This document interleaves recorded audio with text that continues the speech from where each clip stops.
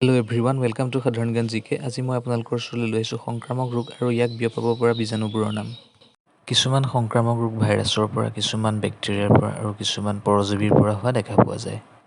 ভাইৰাছৰ পৰা সংক্ৰমণ হোৱা ৰোগবোৰৰ ভিতৰত আছে চিকেনপক্স, যাক অসমীয়াত বসন্ত ৰোগ বুলি কোৱা হয়। ইয়াৰ ভাইৰাছটোৰ নাম হৈছে varicella zoster virus. Next AIDS disease. এইডছৰ ফুল ফৰ্মটো হৈছে একুৱাৰ্ড ইমিউনো ডেফিচিয়েঞ্চি চিণ্ড্ৰম।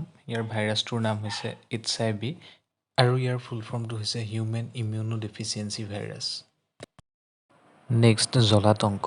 ইয়াৰ ইংৰাজী নামটো হৈছে হাইড্ৰফোবিয়া। ইয়াৰ ভাইৰাছটোৰ নাম হৈছে ৰেবিজ ভাইৰাছ। সাধাৰণতে বলীয়া কুকুৰ, শিয়াল, বান্দৰ আদিয়ে কামুৰিলে এই ৰোগ বিয়পাৰ সম্ভাৱনা থাকে।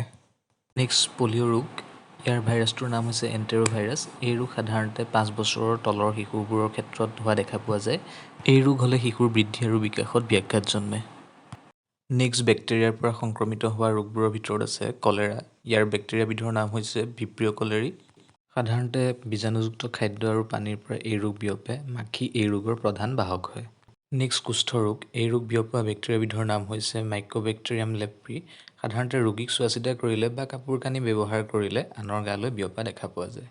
নেক্সট যক্ষ্মা ৰোগ। এই ৰোগ বিয়পোৱা বেক্টেৰিয়াবিধৰ নাম হৈছে মাইক্ৰবেক্টেৰিয়াম টিউবাৰকুলোচিছ।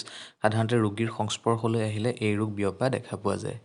Next typhoid. ইয়াক বিয়পোৱা বেক্টেৰিয়াবিধৰ নাম হৈছে চালমনেলা টাইফি। সাধাৰণতে বীজাণুযুক্ত খাদ্য আৰু পানীৰ পৰা এই ৰোগ বিয়পে। নেক্সট প্লেগ ৰোগ। এই ৰোগ বিয়পোৱা বেক্টেৰিয়াবিধৰ নাম হৈছে পেষ্টিঅৰেলা পেষ্টিছ। সাধাৰণতে এন্দুৰ নিগনিৰ পৰা এই ৰোগ বিয়পাৰ সম্ভাৱনা থাকে। নেক্সট ধনুষ্টংকাৰ। এই ৰোগ বিয়পোৱা বেক্টেৰিয়াবিধৰ নাম হৈছে ক্লষ্ট্ৰিডিয়াম টিটেনি। মামৰে ধৰা কটাৰী আদিৰে কাটিলে এই ৰোগত আক্ৰান্ত হোৱাৰ সম্ভাৱনা থাকে। ইয়াৰ পিছত পৰজীৱীৰ পৰা সংক্ৰমিত হোৱা ৰোগবোৰৰ ভিতৰত আছে মেলেৰিয়া। এই ৰোগ বিয়পোৱা বীজাণুবিধৰ নাম প্লাজমডিয়াম। সাধাৰণতে মাইকী এনোফিলিছ মহে কামুৰিলে এই ৰোগ হোৱাৰ সম্ভাৱনা থাকে। নেক্সট এমিবিয় গ্ৰহণী। এই ৰোগ বিয়পোৱা বীজাণুবিধৰ নাম হ'ল এণ্টিমিবা হিষ্টলাইটিকা। পানী, ফল মূল আৰু শাক পাচলিৰ জৰিয়তে এই ৰোগৰ বীজাণু মানুহৰ দেহত প্ৰৱেশ কৰে। নেক্সট খৰ।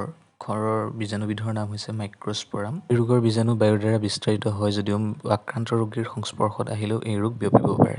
এনেধৰণৰ ইনফৰ্মেটিভ আৰু এডুকেশ্যনেল ভিডিঅ'বোৰ চাই থাকিবলৈ সাধাৰণ জ্ঞান জিকে চেনেলটো ছাবস্ক্ৰাইব কৰিব। Thank U.